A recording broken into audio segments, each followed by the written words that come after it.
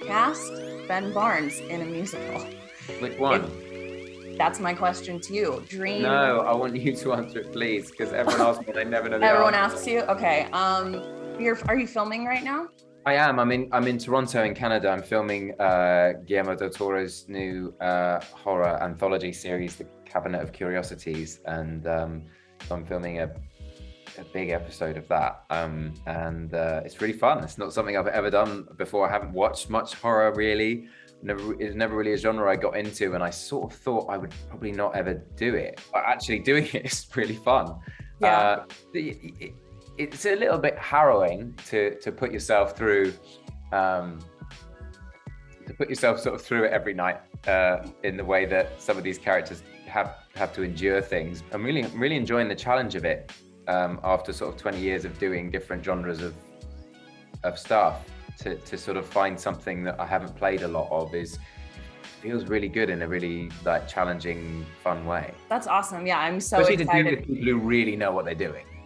Exactly. I mean, Guillermo del Toro sort of feels like a dream project, and even though his work is horror, there is that fantastical, magical realism element to a lot of his work and the sort of gothic fairy tales. Or is this more deep horror? It has I don't know what I'm allowed to say, but it does have that sort of gothic fairy tale feel to it.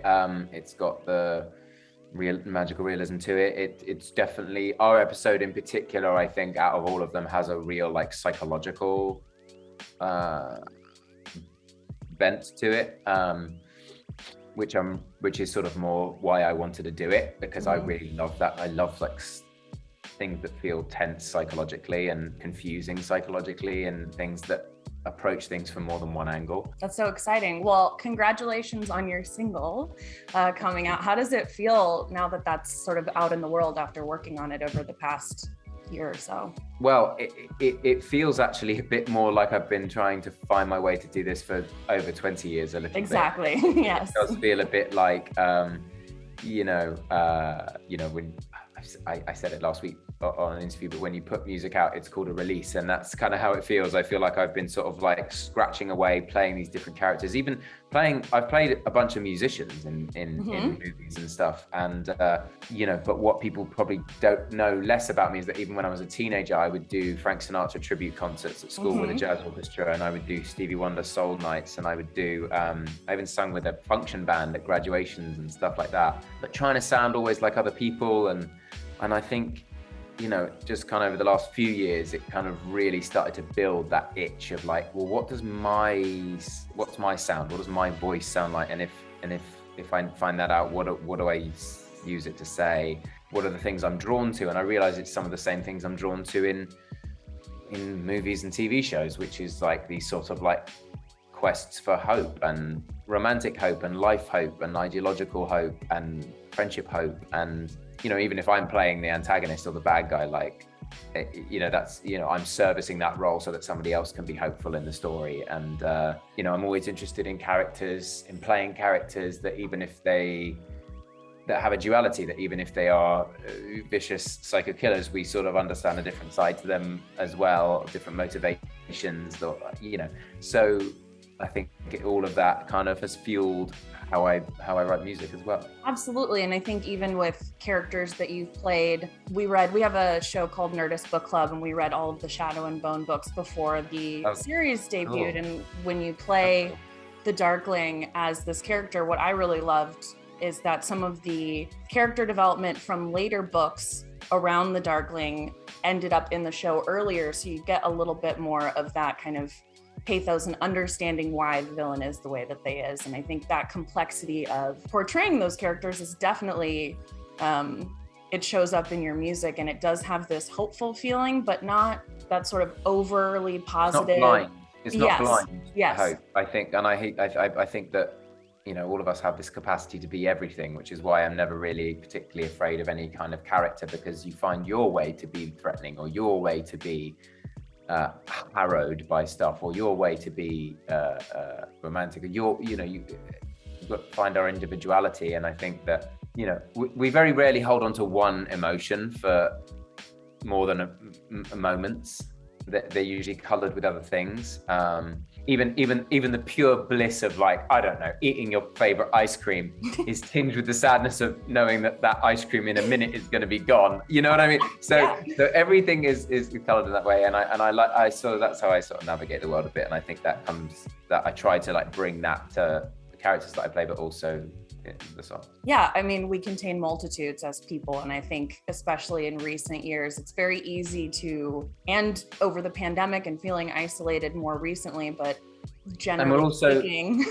Yeah, totally. And we're also all little Russian dolls we all have the sort of grumpy teenager in us when we're tired or hungry or whatever, through to like actually, even if we're not there yet, the sort of 80-year-old man version of us who hopefully is not filled with regret about things they didn't do or didn't try. And I think for me, you know, the music was one of those things that I had to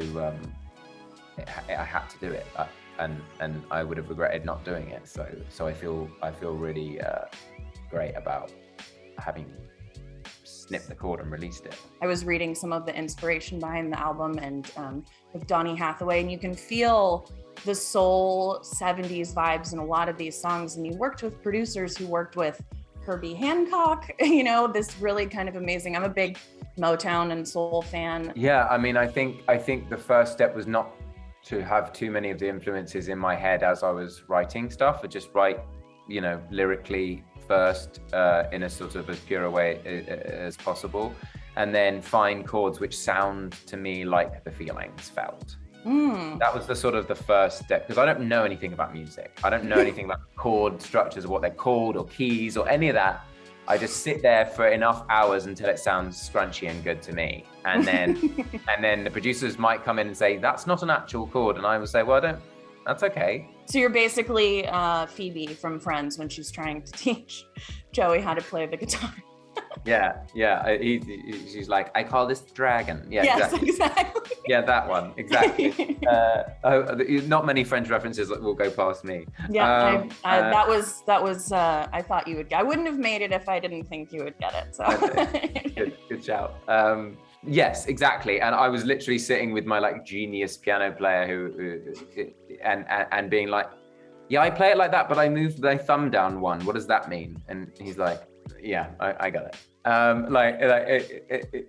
That's the language I would use. Production process, which is not something I'd really done before, to feel the influence of the producers who've worked with like John Mayer and cool, you know, these cool bands, and worked on the like Star Is Born, you know, with that band, Lucas Nelson's band.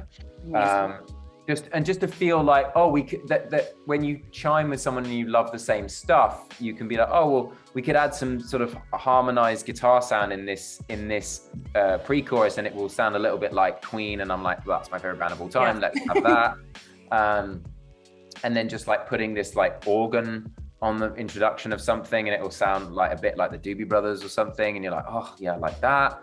And then the brass obviously makes it sound, you know, kind of like, just running a Ray Charlesy sometimes when it's stabbed and the horn stab, not, you know, and so just drawing on all these things to like fill out the sound of it. And so, and it doesn't necessarily end up, I thought it would sound a lot more Ray Charlesy than it does, like in my head. But then you do certain things and it sounds a bit more St. Paul and the Broken Bones, or even a bit disco, or a bit like gospel. I get some gospel vibes. Yeah. Exactly. That was sort of on purpose for sure. I just love all that. Tapping ingredients of stuff that you love on top of the structure of what you made. And as long as the structure is honest, I think you can build it to whatever point. And maybe we went a bit too far with some of it, but it's all good. Like I like it. I like listening to it. I'm proud of it, and that's all that matters. And maybe the next thing will sound a bit different. Like, and that's okay too. There's allowed to be an evolution. You said you started with the lyrics. When you're just my interpretation, I got to listen to some of the songs in advance. Cool. And I really get this sense, like you said, of hope, but also this kind of, I mean, again, there are multiple things in there, but this taking a leap, believing in yourself, but also it's okay if things aren't necessarily okay. When you go in when you were writing these songs, do you think about those themes that you want, or is that just something that's kind of inherent to you? It kind of came out naturally because it is inherent to me. Like, I was raised by a psychiatrist and a psychotherapist. Like, I think that this language is not new to me in terms of what's important. And also, just like I said, about making shows that are making like stories about hope interest me. I want to live my life that way, feeling positive, feeling hopeful, searching for what, like, over the course of the pandemic, I was reading a lot and listening a lot to a lot of podcasts and stuff about happiness and the psychology of it. But it's important to me to try to live in the moment and try to be happy in my life. I think we should all try and do that a bit, proactively. I think it's impossible that doesn't come out in the songs, but I also am kind of a realist as a person. Like, I'm not someone who wants to be a fantasist, and I'm not someone who wants to be a miserable old cynic. And sometimes I am both of those things. Sometimes I'm a hopeless romantic and need a slap, and sometimes I'm like a grumpy old goat and I need to kick up the arse. Like I said, we're all everything, but like what I'm aiming to be. Right. It's not necessarily. I think it can be very, if being just positive on that level comes very naturally to you, that's one thing. But really working for it and knowing that it is easy sometimes to get. But also to encourage people to do it honestly, because some of the people I know who are the most buoyant and bouncy and happy are actually really struggling, wrestling demons inside. And some people who seem low or whatever are actually incredibly content. And so, just to be honest with yourself about it. And I think I don't mind talking about that kind of stuff openly in terms of my journey towards making music, because actually, people might not even chime with the songs that much, but there are already people who are like, I love that you did this after 20 years. That makes me want to do something, share my art, or share my pole dance online, or share my ice skating, choreography to your song or whatever. Like, that stuff is so heartwarming to me. It's such a treat that I never thought about in the making of it, that people might feel buoyed to try things. Not because of the songs necessarily, but just because by virtue of the fact that I'm trying something else.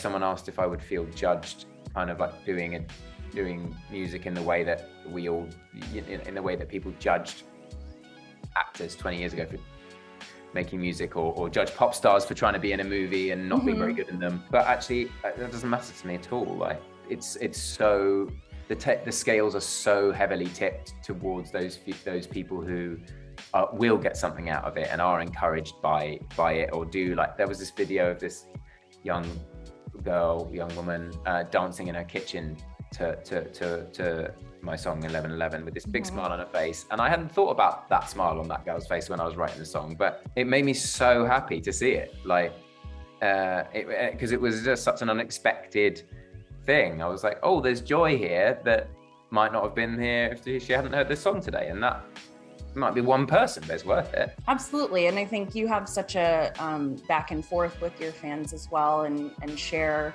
the art that they make inspired by the characters you've played, and obviously people responding.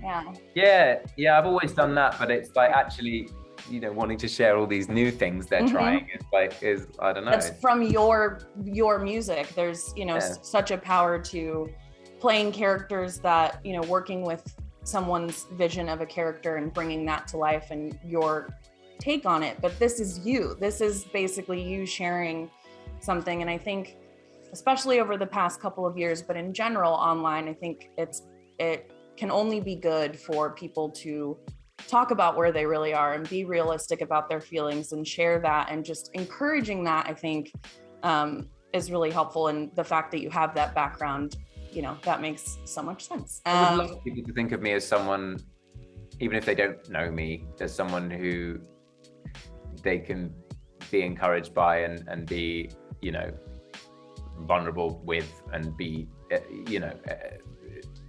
feel secure to be the authentic version of themselves around, even if they never know me and never meet me. Like, to feel like they get that from me is great, because that is who I am as a person, and I would love to encourage that to more than just the few people in the world that I know. you know?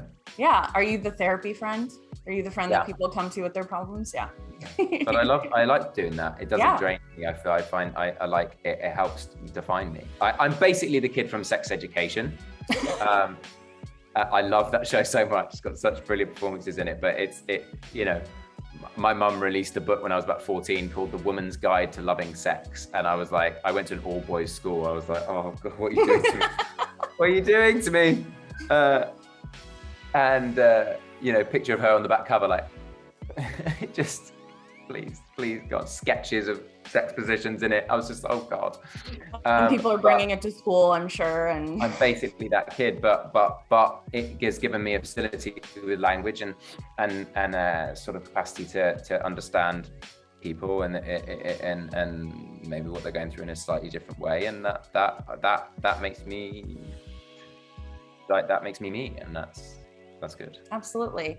Can we please talk about Pirate Song? How did you first learn about this woman pirate, and how did this song kind of come about? Back from the Dead Red. Yeah, well, I started writing the song, and honestly, the song was boring me. I was writing a song, you know, I always start with lyrics, often start with little poems, and then I was just reading, I don't know why I was reading it, but I was just reading something online about pirates, and I was reading this story about Back from the Dead Red, who was a real, you know, woman pirate, and her nickname was Back from the Dead Red because she would fake her own death to sort of pull off her, you know, pirate booty heists, I guess. And I was just sort of imagining, like, you know, pirates with a woman in every port, sailor with a woman in a port. Like, what about Back from the Dead Red? I bet she had like lovers in every, you know, port. Hell yeah. You know, who are those guys? Who are those men who are like pining when she's pretending to be dead? And like, you know, I don't know, like who are those guys? Maybe we make me one of those guys in that story. Not only the Nerdist audience, but editors, writers, we're all very big fans of yours. And yeah, we have a good time, and we, you know, especially over the past year, we have our editors and writers, we're, you know, talking to each other all day and sending each other, trying to kind of lift each other up. And, you know, we have a musicals channel and we have a books channel. And so we'll send kind of different stuff. And when you started singing more on your social media, my first thought was cast Ben Barnes in a musical. Which one? That's my question to you. Dream. No, I want you to answer it, please, because everyone asks me and I never know the Everyone answer. asks you? Okay. Well, it's because the ones that I would answer have been made. Mm-hmm. I would go with It's Already Been Made, and I do love Jeremy Jordan, one of my faves, but I feel like the last 5 years, I don't know. Oh, I love it. Yeah, in terms of the sort of complexity and romanticism, I would love that. People's perspective, that I feel like you could definitely kill a jam. And your vocal range. I love Jason Robert Brown. I love Sondheim. So you know, Into the Woods. I was like, oh, come on. How am I not in that? And then Les Mis. Les Mis. I was shooting another movie when they were casting that, and I was like, how did I not even get in the room to sing on that? I feel like I love Jesus Christ Superstar. I think that's an awesome. I would love to do like a really good movie, like Ridley Scott does. Because I don't know, like really a big one of that would be really cool, because the music is so great, but the movie of it is a bit dated, I think, at this point, the 70s one. I'll work on a couple of idea workshops. On a list, you know? amazing. Yeah, I'll work on a list. That'd be great. Some that haven't been made. I've aged out of so many that I always thought I would do, because I was sort of thought I'd end up doing that as a living. Because that's how I sort of started. But I've sort of aged out of so many of the things that I can't play Danny Zuko anymore. I can't play that. I mean, John Travolta. That movie is full of people who don't look like they're nice. That's true, but even I'm 10 years older than even they were. So yeah. Oh God, that makes me feel old. I'm not a Marius anymore. I'm a Jean Valjean. Do you know what I mean? Like, I'm getting toward. Do you have any dream musical like people you'd love to work with? I mean, obviously you probably do, but any that come to the top? I mean millions of them, because I've never really thought about it. Anyone who would ask about it, I'll do that. One of the cool things about I'm often very hesitant about social media and stuff, but I feel like, you know, if you're just honest a bit, you can be a bit bolder about it. And I think during the pandemic, I asked a few, I would come across new artists that I just thought had beautiful voices, and I'd be like, do you want to sing with me? There's nothing weird. I don't know you, but like, and I've made some new friends like that way, doing covers of things with people who I just think have crazy cool voices and haven't had that recognition yet. They all will. But it's nice to get in on the ground floor with people who just think are amazing. It's been so great chatting with you. I would be remiss if I didn't ask, you know, is there anything you're super excited about for Shadow and Bone? Everyone was so excited to see that come to life and get a second season. Yeah, I don't know anything about it, and I keep getting told off for saying you know, I don't know when we're doing the second season, so I'm not allowed to speculate anymore. But I tell you what I'm excited about. I had a list of like phrases that my character says in the books, and I didn't get through very many of them. So I have like a list of like 5 or 6 other lines, which I'm like, I want to say these in season 2 somewhere. And because I know that if I say those things, there must have been something cool and exciting to get to it. So I feel like that I would be excited about, you know, when you're excited about particular lines, I think that's always a cool thing. Well, thank you so much for chatting with me. It was really lovely. I can't wait to kind of see what everyone thinks of the full album, and yeah. Me too. Awesome. Thanks a lot. Yeah, thanks so much for chatting with us. Have a brilliant day. Lee has to kind of take a bow for all of the social media posts because he has so much fun doing that. Well, let's keep back and forthing on it. I love it.